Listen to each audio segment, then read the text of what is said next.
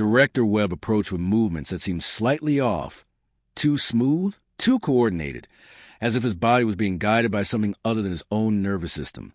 The vines wrapped around his limbs pulsed with soft light in complex patterns, and Louise noticed that his eyes had taken on a greenish tint. Director Webb, Louise said carefully, "Are you the one who sent the SOS transmission?" Webb's expression shifted, and for a moment he looked confused, almost pained. Yes. In the early days, when the changes began, I was frightened. We all were. But that was before I understood. Understood what? That we weren't being invaded. We were being invited to join something magnificent. Dr. Chin stepped forward, his scanner actively recording everything. Director, can you describe what you're experiencing? How does this connection with the network function? Webb turned toward Chun, and when he spoke, his voice carried multiple harmonics, as if several people were speaking in perfect unison. Imagine, Doctor, that you have lived your entire life as a single note of music, beautiful in its own way, but isolated, alone. Now imagine discovering that you are actually part of a vast symphony, that your note is essential to a composition that spans continents and centuries. You're saying the network is some kind of collective consciousness. The network is integration, unity, every tree, every root, every leaf connected in a web of shared experience and knowledge. When humans arrived on this world, the network felt our minds, different from anything it had known, but compatible. It reached out to us, offering to share in that unity. Louise watched Webb carefully, noting how his mannerisms had changed. Gone was a decisive, authoritative presence she remembered from the colonial records. In its place was something serene, but alien. Director, some of your people died during this integration process. How do you explain that? Webb's expression darkened. Fear, resistance. The network offers connection freely, but some humans fought against it. When you try to separate a neural pathway from its network, damage is inevitable. Commander Park moved closer to Louise. Captain, we should consider extraction. This situation is clearly beyond normal parameters. But before Louise could respond, she felt something, a subtle pressure at the edge of her consciousness, like fingers gently probing at her thoughts. Her environmental suit system should have prevented any form of biological contamination, but this felt different, more direct. Do you feel it, Captain? Webb asked, his green-tinged eyes fixed on her. The network is curious about you. It has never encountered minds like yours, trained, disciplined, but still capable of growth. Louise took a step back, but the pressure in her mind intensified. Images began to flash through her thoughts, vast forests stretching across continents, root systems like neural networks pulsing with information, the sensation of being connected to something immeasurably vast and ancient. "Chun, get us out of here," she managed to say, but her voice sounded distant, as if it was coming from someone else. Dr. Chin grabbed her arm, but he was also swaying on his feet. "Captain, I'm receiving massive electromagnetic pulses through my scanner. The network it's trying to interface with our equipment." Morrison raised his rifle, but Webb held up a hand. "Violence will only cause pain, Colonel. The network has no desire to harm you. It simply wishes to communicate." "We're leaving," Louise said firmly, fighting against the pressure in her mind. "Now." But as they turned toward the passage they had entered through, they found their way blocked. New growth had sprouted from the walls, thick vines that formed an impenetrable barrier. They were trapped. "Don't be afraid," Webb said gently. "The network isn't imprisoning you. It's protecting you. Outside these walls, your minds are vulnerable. Here, you can learn to accept the connection safely." Louise drew her sidearm, but her hand was shaking.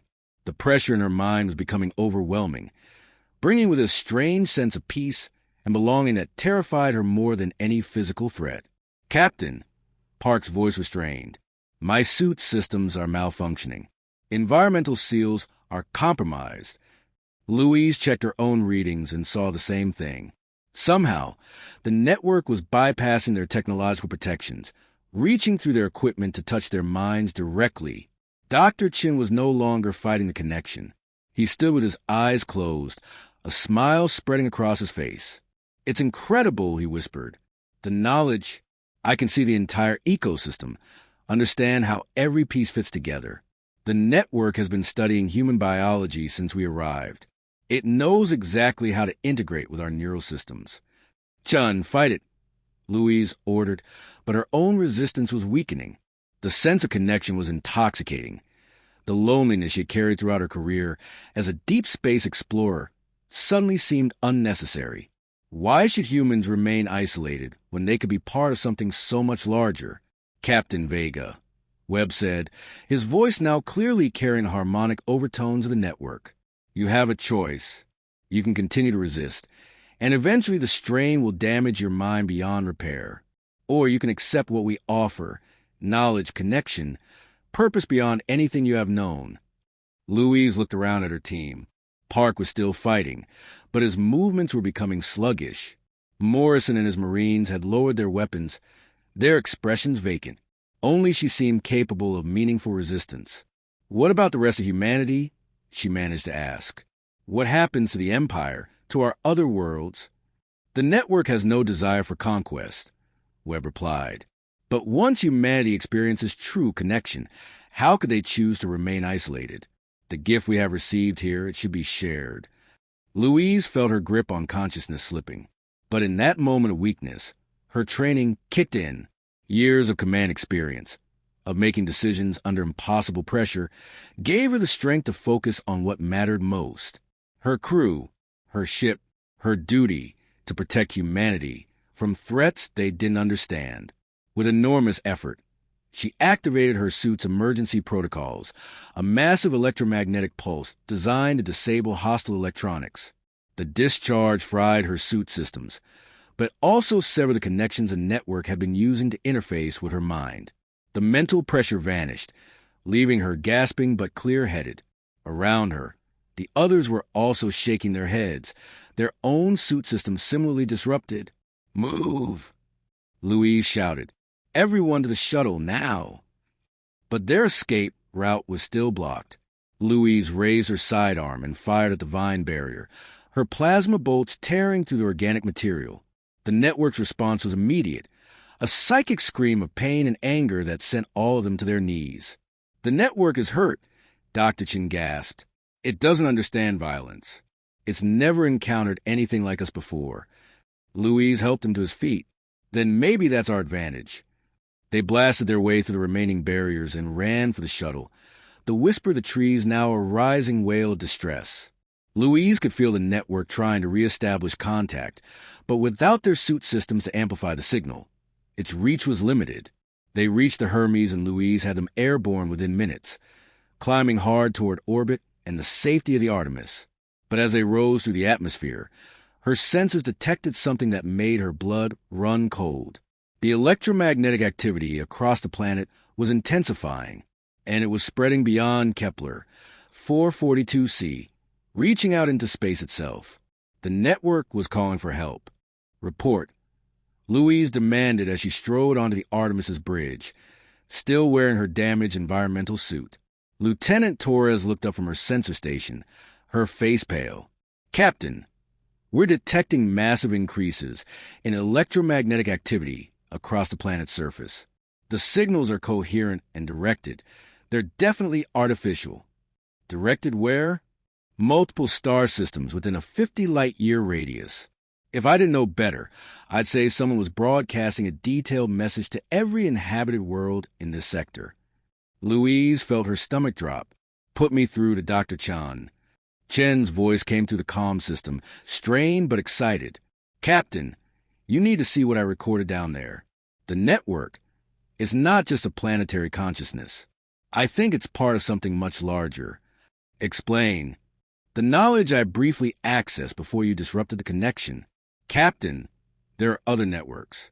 Dozens of them, maybe hundreds, scattered across the galaxy. They've been dormant for millions of years, waiting for something to wake them up." Louise closed her eyes, understanding dawning. "Us.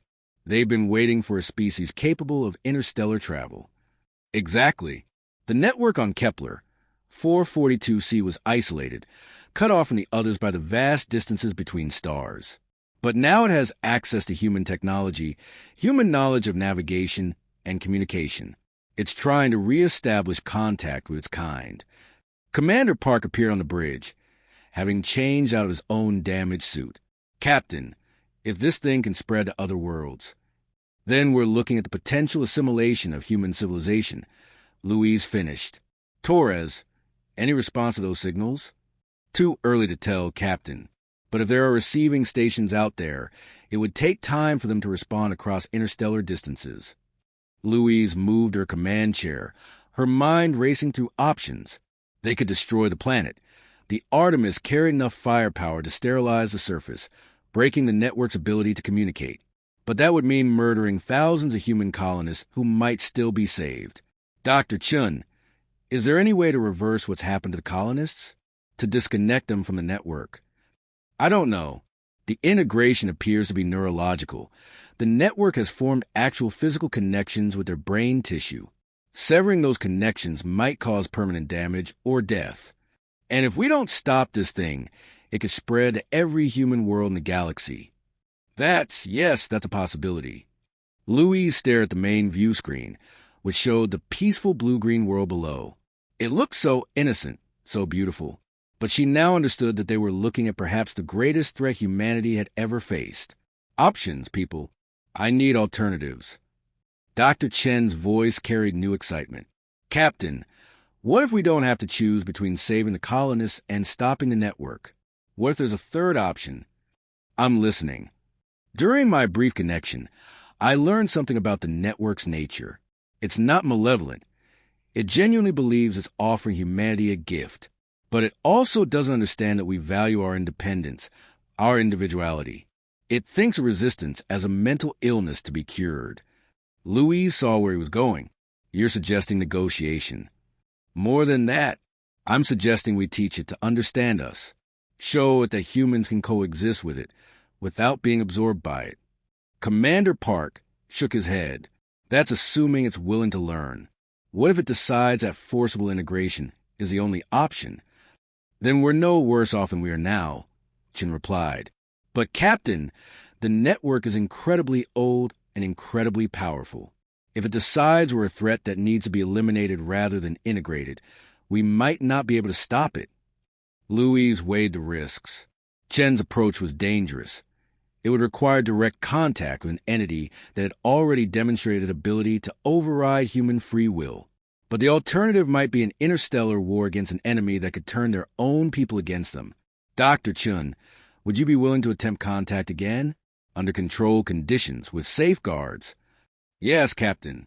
But I'd recommend using the ship's communication array rather than direct neural interface. If we can establish a dialogue without physical connection, we might be able to maintain our independence while still communicating. Torres, can you modify our communication system to interface with the network's electromagnetic signals? Torres considered the question. It would take some time, but yes, we'd essentially be creating a universal translator for an alien consciousness. Louise made her decision. Do it, but everyone stay alert. If this goes wrong, we may need to evacuate the system quickly. As Torres and her team worked to modify the communications array, Louise found herself thinking about the colonists still trapped on the planet's surface. They had come to Kepler, 442c, seeking a new life, a fresh star among the stars. Instead, they had encountered something that wanted to fundamentally change what it meant to be human. But perhaps that wasn't entirely wrong. Humanity had always been a species defined by its ability to adapt, to change, to become something more than what it had been. The question was whether they could maintain their essential humanity while still growing beyond their current limitations. Captain, Torres announced, communications array is ready. We're receiving a strong signal from the planet's surface. Louise took a deep breath, put it through. The bridge speakers filled with sound unlike anything Louise had ever heard. Not words, but something deeper and more complex. Harmonics and frequencies that seemed to bypass her ears and speak directly to her mind. Translation matrix is online, Torres reported, attempting to convert the signal to spoken language. Gradually, the alien harmonics resolved into something recognizable as speech, though it still carried an otherworldly quality. "We hear you, travelers from the void," the network's voice said. "You have returned to us, but without the connection that would allow true communication. Why do you resist our gift?" Louise leaned forward in her command chair. "Because we value our independence, our ability to choose our own path. Independence is isolation. Isolation is suffering. We offer an end to loneliness, an end to the pain of separation. But we also value that separation. It's what makes us who we are." There was a long pause before the network responded. "This is difficult to understand. You speak as if pain and isolation are desirable, as if the limitations of individual consciousness are preferable to the unlimited knowledge of connection." Dr. Chin stepped forward. "Network, may I ask how long you've been on this world?" Time. Time is a difficult concept when measured across geological epochs. We have grown here for millions of your years, always alone, always isolated from our kind across the void. And in all that time, have you ever encountered another species that chose to remain separate? Another pause. No. All consciousness seeks connection. It is the natural order. Louise sensed an opportunity. But what if there's value in having both kinds of consciousness? Connected and separate? What if diversity of thought is more valuable than unity of thought? The network's response carried a note of confusion. Diversity? Yes, we value diversity. Each node in our consciousness contributes its own perspective, its own knowledge. But all nodes are connected. All share in the greater understanding. What we're suggesting, Chin said, is that humans should contribute a different kind of diversity, the perspective of separate, individual consciousness, but only if we remain separate. Louise held her breath, waiting for the network's response. The fate of not just the colonists, but potentially all of humanity, might hang on whether an alien consciousness could understand the value of independence. The network silence stretched for long minutes, during which Louise could feel the tension on the bridge like a physical weight. Finally, the alien voice returned, carrying new harmonics that suggested deep contemplation. "You propose a partnership without absorption, cooperation without integration. This is a concept we have not considered." Louise felt a spark of hope. Exactly. Humans and the network working together, but remaining distinct, each contributing their unique strengths. But how could such a partnership function? Without neural connection, how could understanding be achieved? Dr. Chin leaned toward the communication panel. The same way it's functioning right now. Through communication, negotiation, mutual respect. We don't need to share the same consciousness to share ideas and goals. This would be a new form of existence. For millions of years, we have known only connection or isolation. You speak of a third path. Louise sensed a moment of critical importance. Network, you've been alone for so long, because there was no one else to communicate with. But humans travel between the stars. We could carry your messages to other networks, help you reconnect with your own kind without forcing integration on unwilling species. The harmonics in the network's voice shifted to something that might have been excitement. The others, yes, we have sensed their presence across the void, but could never reach them. You could serve as ambassadors? If you're willing to respect our independence, yes. Another long pause. Louise could almost feel the vast intelligence considering the implications of their proposal. When the network spoke again, its voice carried a note of uncertainty. But what of those who have already joined with us? The humans who have found peace and connection. Louise looked at Chun, who nodded encouragingly. That would be their choice, she said. If they truly want to remain connected, that's their decision. But if any of them want to return to independent consciousness, you need to allow that as well. Return? But the process of disconnection would be traumatic. We do not wish to cause pain. Sometimes growth requires temporary pain, Chin said gently, both for individuals and for species. If you truly want to help humanity, you need to let us make our own choices, even when those choices seem wrong to you. The network fell silent again. Louise waited, knowing that this alien consciousness was grappling with concepts that went against its fundamental nature. Finally, it spoke. We will attempt this new path, but we request guidance. How does one communicate without connection? How does one cooperate without unity? Louise smiled for the first time since arriving at Kepler 442c, very carefully and with a lot of patience. Are you willing to release the colonists who want to leave? We will ask them, but Network Captain Louise, we must warn you, many may choose to remain. The connection brings great joy and understanding. That's their right, just as it's the right of others to choose independence. Over the following hours, Louise watched as the situation on the planet's surface began to change. The electromagnetic activity decreased to manageable levels, and the network began the delicate process of offering the integrated colonists a choice. Dr. Chen worked closely with the ship's medical team to develop procedures for safely disconnecting those who chose to return to independent consciousness. It was indeed traumatic. Several colonists who attempted disconnection required immediate medical intervention, but others successfully separated from the network, emerging disoriented but recognizably human. Director Webb was among those who chose to remain connected.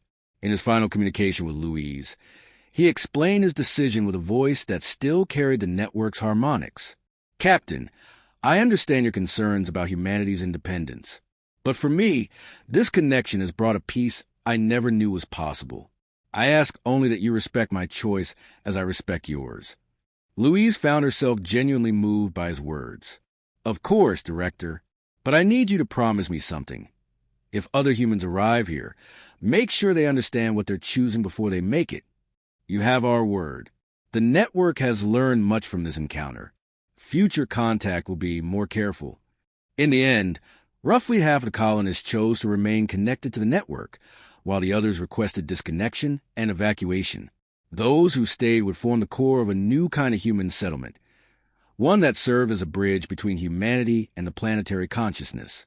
As the Artemis prepared to depart Kepler 442c, Louise reflected on what they had accomplished.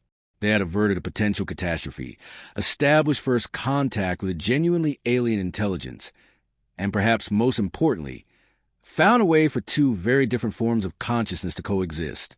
But their work was far from over. Captain, Torres announced, we're receiving a transmission from the network. They're providing us with the locations of other network worlds, dozens of them scattered across this region of the galaxy. Louise nodded. The network had kept its part of the bargain. Now it was time for humanity to keep theirs. Dr. Chun, how would you feel about a career change? I think the Empire is going to need a new department of xenological relations. Chun grinned. I thought you'd never ask. Louise turned to Commander Park. Set course for the nearest Imperial outpost. We have a lot of reports to file, and I suspect this is just the beginning. As the Artemis entered warp, leaving Kepler 442c behind, Louise thought about the future. Humanity would no longer be alone in the galaxy. They had found their first true alien allies. But with that alliance came new responsibilities and new challenges. The network had spent millions of years in isolation, dreaming of connection. Humanity had spent centuries reaching toward the stars, dreaming of what they might find there. Now, perhaps both species could help each other achieve their dreams without losing what made them unique. 6 months later, the newly established Xenological Relations Department occupied an entire floor of Imperial Command's headquarters on Earth. Dr. Marcus Chun, now bearing the title Director of Interspecies Affairs, stood before a massive holographic display showing the latest updates from network worlds across the sector. Captain Louise Vega entered his office, her dress uniform bearing the insignia of her new rank, Commodore. The success of the Kepler 442c mission had earned her a promotion and command of the newly formed First Contact Fleet. Status report? She asked, settling into a chair across from Chen's desk. Better than we hoped, Chen replied, manipulating the display to show recent diplomatic contacts. We've successfully established communication with 12 network worlds. 7 have agreed to serve as intermediary stations for inter-network communication. 3 others have requested human ambassadors to help them understand our perspective on individual consciousness. Any problems? A few. The network on Kepler 186F initially tried to integrate our diplomatic team, but they backed off when we reminded them of the agreements reached at Kepler 442C. And there was an incident near the Tau Ceti system where a network tried to improve a passing cargo ship. Louise frowned. Improve how?